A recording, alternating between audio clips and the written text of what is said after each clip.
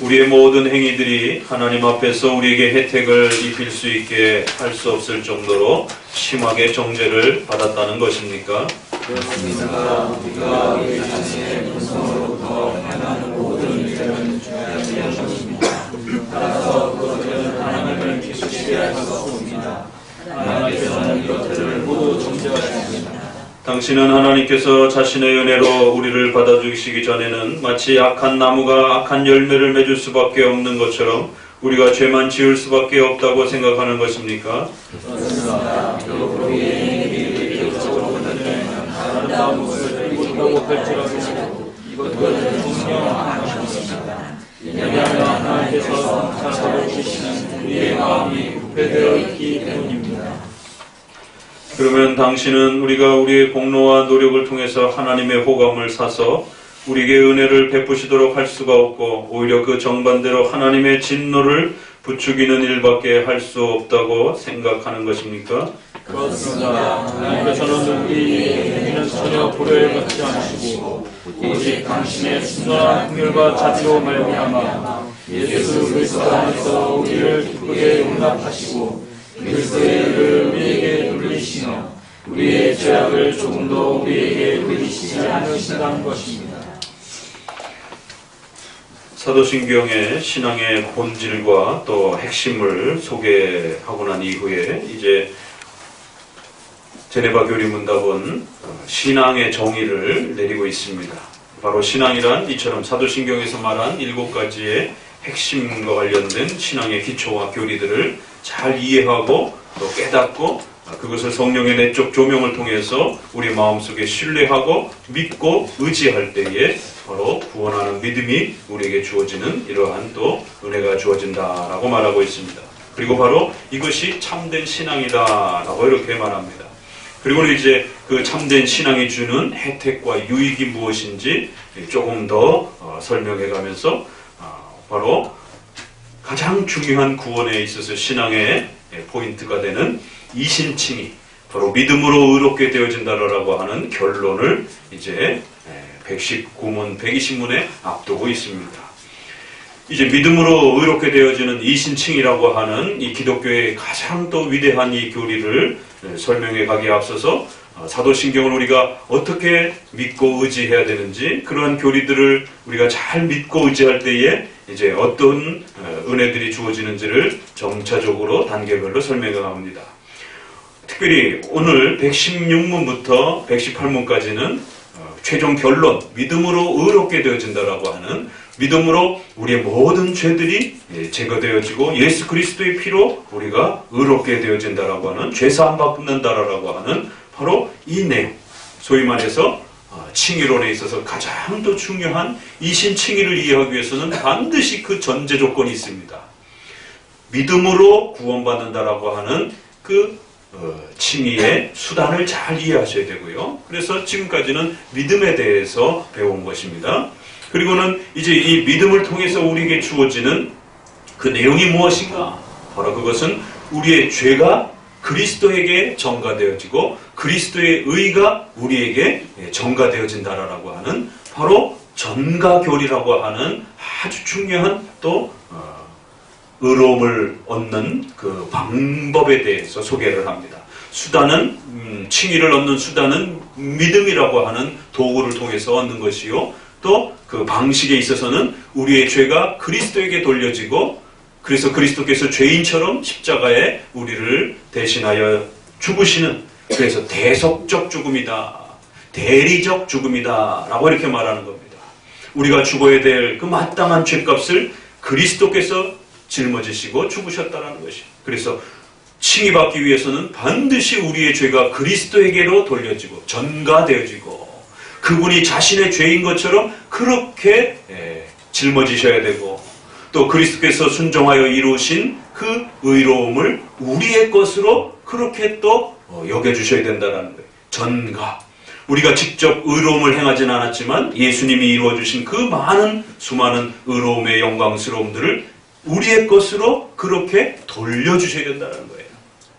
그렇지 않으면 우리 스스로가 그 모든 죄값을 치러야 되고 또 모든 의로움의 요구들을 우리 스스로가 행해야 된다는 겁니다. 이처럼 전가교리에 대한 아주 중요한 내용들을 담고 있습니다. 그래서 앞부분에는 참된 신앙의 정의가 소개되었고, 이제 그 믿음을 통해서 우리가 이 전가라고 하는 이 형식과 방법을 통하여 칭의를 얻게 되는 이 과정을 소개를 합니다.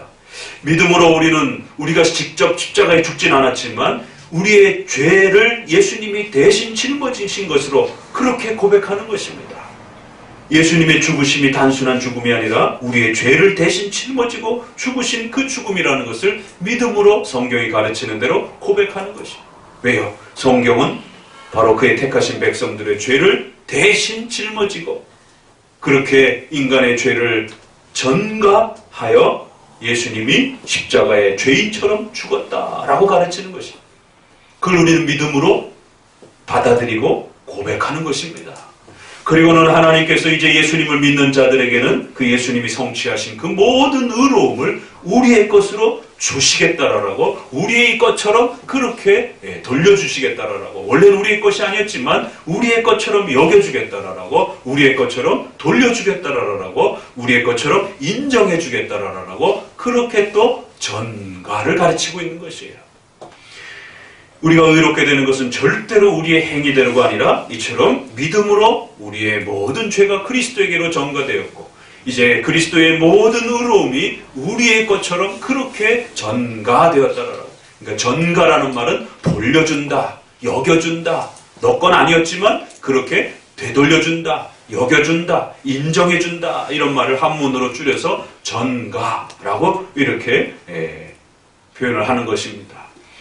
우리가 소위 말해서 보증을 잘못 쓰게 되면 그 연대 책임을 묻듯이 내가 빚을 진 건 아니지만 그 책임이 그렇게 전가되는 것이, 그 사람의 그 빚처럼 그렇게 돌려지는 것이, 여겨지는 것입니다. 책임을 그렇게 동시적으로 그렇게 인정받는 것이 바로 그것을 신학 용어로 그렇게 정리해서 전가교리라고 이렇게 표현을 한 겁니다. 이 칭의론을 이해하기 위해서는 반드시 이 전가 개념을 이해하셔야 됩니다. 왜 내가 죄인인가? 사람들이 가장 어려운 이 성경의 교리입니다. 바로 그것은 아담의 모든 죄를 우리가 우리가 실제로 죄를 짓진 않았지만 아담의 모든 죄를 우리가 그렇게 돌려받은 것이, 물려받은 것이. 왜? 아담은 인류의 대표이기 때문에 그 아담의 대표자가 잘못하면 모든 후손이 벌을 받기로 그렇게 하나님이 처음에 약속을 해놓으셨던 것입니다. 대신 잘 순종하면 모든 복을 같이 받기로 전가 방식으로 하나님은 창조의 원리를 만들어 놓으신 것입니다. 그렇기 때문에 아담이 범한 모든 죄를 우리가 전가받은 것입니다. 그래서 이제는 우리가 직접 죽어야 되지만 예수 그리스도께서 우리의 죄를 대신 십자가에 짊어지시는, 그래서 우리의 죄를 예수님께로 전가하는 그런 구원의 은혜를 하나님이 베푸시겠다라고 성경에 약속하는 거예요. 너희가 직접 죽을 필요가 없고 예수님이 죽으면 된다라고, 하나님의 아들이신 예수님이 대신 죽겠다라고 말하는 것이죠. 예수님이 우리의 죄를 전가 받으셔서 그렇게 죽으시는 것이에요. 그리고는 그 의로움을 다시 전가시켜주는 것입니다. 절대로 우리의 행위와 의로움으로 그렇게 성취하는 것이 아니다라고 하는 전적인 은총의 이 내용을 이렇게 담아내고 있는 것입니다. 자, 이 118문에 이처럼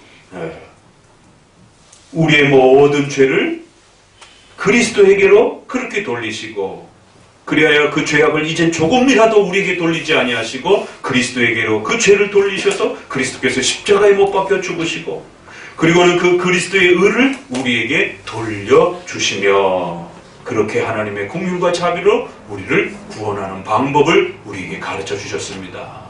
그렇기 때문에 우리가 스스로 선행을 할 필요도 없는 것이고, 이제 그 구원을 위해서 선행의 어떤 율법의 모든 요구 조건들을 우리가 행하는 게 아닙니다. 그건 하나님의 긍휼과 자비로 그리스도를 대신 그렇게 십자가에 못 박고 또 그리스도께서 이루신 그 은총을 우리에게 대신 물려주시는 그러한 은혜를 통해서 하나님 우리를 구원하시기를 기뻐하셨습니다. 그렇기 때문에 이제는 예수 그리스도를 믿기만 하면 되는 것입니다. 이렇게 정의를 내리는 겁니다. 자, 왜 이러한 독특한 구원의 방식을 가르치는가? 116문, 117문 때문에 그렇습니다. 우리의 모든 행위들은 절대로 하나님을 기쁘게 할 수 없습니다. 왜요? 여기에 이제 원죄의 교리가 또 다시 등장을 하는 것이에요. 전적 부패 교리가 등장을 하는 겁니다. 이렇게 풀어서 설명하는 것을 또 잘 이해하실 또 필요가 있습니다. 우리의 모든 선행은 결코 인간의 어떤 선행이라도 하나님의 의로움을 충족하기에 만족되어질 수 없고 부족하다라는 거예요. 인간의 모든 삶은 하나님 앞에 정죄받았습니다. 우리 자신의 본성으로부터 행하는 모든 일들은 죄악된 것입니다. 왜 그렇습니까? 원죄라는 게 그렇게 무섭다라는 거예요.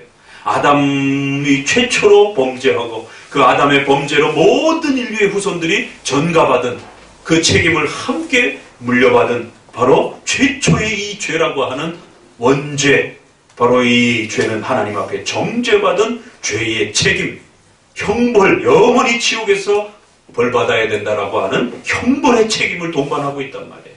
선악과를 먹으면 반드시 죽으리라라고 하는 하나님의 무서운 벌로 정죄로 영원히 지옥에서 벌받아야 한다라고 하는 하나님의 정죄가 약속되어 있었던 그런 명령이었다라는 거예요. 그래서 아담의 이 첫 번째 범죄는 자기 스스로도 정죄를 받았고 또 이후로 자기로부터 태어날 모든 후손들도 동시에 정죄를 받는 원죄를 결국 갖게 만들었다라고 말합니다. 그래서 아담도 원죄를 갖게 되었고 그의 후손인 우리 모두도 결국 정죄받는 이 원죄를 가지게 되었다라고 말합니다. 바로 이 원죄에는 하나님으로부터 정죄, 죄의 책임을 우리가 그렇게 가져야 되는 죄책이라는 것이 있고 또 하나님 앞에 정죄받아 그 죄의 책임과 형벌을 받으니까 인간은 타락하고 더러워지는 실제적인 부패가 일어나는 거예요. 그래서 부패와 오염이 또 발생이 되는 겁니다. 그래서 원죄 안에는 하나님 앞에 정죄받았다라고 하는 죄의 책임, 그래서 죄책이라고 줄여서 말을 하는 것이고 하나님 앞에 죄의 책을 받으니까 형벌의 책임을 우리가 지게 되니까 당연히 인간은 더러워지는 인간의 모든 세포와 인간의 모든 영혼의 기능들이 부패되어지는 전적인 부패가 발생이 되어진 것입니다. 이처럼 원죄가 발생이 되었고 그 원죄 안에는 형벌에 대한 무서운 책임을 짊어져야 된다라고 하는 하나님의 정죄, 바로 죄책이 있고 그 죄책으로부터 이제 오게 되는 수많은 부패들, 오염들이 발생되어지는 죄책과 부패가 원죄 안에 그렇게 구성되어 있다. 117문. 그럼 이 원죄 때문에 인간은 아무런 선행을 해도 하나님 앞에 의로워질 수 없고 그 어떤 것도 열매 맺어질 수 없는 것입니까? 그렇습니다. 우리의 행위들은 외적으로 볼 때 조금 괜찮아 보여도 인간 안에 근본적으로 하나님을 싫어하고 외면하는 또 아담으로부터 물려받은 이러한 오리지널 원죄의 그 정죄의 책임과 또 부패의 오염들이 있기 때문에 절대로 하나님이 기뻐하실 만큼 그렇게 의를 행할 수 없다는 것입니다. 외적으로 아름다운 모습을 띄었다 할지라도 정녕 악한 것입니다. 왜 그렇습니까? 우리의 모든 마음들이 영원히 부패되어 있기 때문입니다. 전적으로 부패되어 있기 때문입니다. 그래서 118문 우리의 모든 행위들은 하나님의 진노를 부추기는 일밖에 할 수 없습니다. 문장 하나하나가 정죄, 모든 일에 죄악된 것입니다. 기쁘시게 할 수 없습니다. 모두 이것들을 정죄하십니다. 정녕 악한 것입니다. 하나님의 진노를 부추기는 것입니다. 한 문장 한 문장 한 문장이 인간의 이 원죄가 얼마나 무서운 것인지, 바로 이 원죄 때문에 우리는 지옥의 형벌을 받는 것입니다. 죄책이라고 하는 죄의 책임이 있는 것이에요. 잘못을 했으면 그 죄에 대한 책임을 져야 되는 거예요. 아담뿐만 아니라 그의 모든 후손들은 바로 이 지옥에서 벌받아야 되는 이 죄의 책임을 짊어지고 태어나는 것입니다. 그리고 또 실제로 하나님 앞에 오지도 않고 교회에 오지도 않고 아무리 성경을 가르쳐도 믿지 않고 하나님을 섬기지 않는 인간의 부패한 이런 악한 마음들을 또 우리는 실제로 우리 자신 속에서 보게 되는 것이죠. 이러한 죄책과 부패의 이 모든 것들을 예수 그리스도께서 대신 십자가에 그렇게 죄인처럼 죽으신 것입니다. 그리고는 그 그리스도의 의를 우리에게 돌려주신 것입니다. 라고 이렇게 마지막 마무리를, 이 모든 것은 인간의 부패와 죄책을 가지고서는 절대로 할 수 없는 것이기 때문에 하나님께서 구원의 방법을 다른 방법으로 어떻게 해요? 하나님의 아들 예수 그리스도께서 이 땅에 오셔서 스스로 십자가에 못 박혀 죽임을 당하시는, 도무지 상상할 수 없는 이 놀라운 구원의 방법, 정죄하신 그 하나님 스스로 그 죄를 대신 짊어지시고 십자가에 죽으시는 그러한 사랑과 자비와 긍휼을 베풀어 주셔서 우리는 아무것도 할 필요 없이 오직 예수 그리스도만 믿으라라고 하는 바로 이러한 긍휼과 자비의 방식으로 그의 죄인들을 구원하시기를 기뻐하셨다라고 말하는 거예요. 16문부터 18문은 정말 가슴 절절 우리의 마음을 울리는 우리의 죄인됨과 또 그 구원의 신비로운 방법에 대한 이 은총을 말해주고 있는 것입니다. 이신칭의가 왜 그렇게 위대한지, 이신칭의가 기독교에 왜 그렇게 뿌리가 되고 근간이 되는 것인지, 이 교리를 이해하지 못하면 하나님의 사랑과 은혜를 확신할 수도 없고, 또 하나님이 우리를 구원해 주신 그 위대함들을 평생토록 또 즐거워할 수 없는 것입니다. 바로 우리가 죄인됨을 분명하게 이해하고 깨닫고 그 죄로부터 우리를 구원하신 이 위대하고 놀라운 하나님의 사랑을 정확하게 성경을 통해서 또 교리적으로 이해할 때만이 우리의 구원이 무엇이고, 우리가 왜 그토록 평생 이제 우리 자신의 모든 삶을 포기하고 하나님을 위해서 살아야 하는 것인지, 바로 하나님께서 하나님 스스로 이 땅에 오셔서 예수 그리스도께서 자신의 모든 것을 주시고 죄인된 그 백성들을 살려주셨다는 것입니다. 하나님은, 성부 하나님께서는 사랑하는 아들 예수 그리스도를 버리시고 죄악된 악한 우리들을 양자로 그렇게 입양하시는, 영원한 아들이신 그리스도를 버리시면서 하나님을 대적했던 자들을 하나님의 자녀로 삼으시는 이 기가 막힌 하나님의 구원의 방식들을 우리는 성경을 통해서 배워가게 되는 것입니다. 오늘 다시 한번 이 귀한 또 전가 교리에 대한 소중한 가르침들을 마음에 잘 새기시기를 주의 말씀으로 권면을 드립니다. 기도합니다.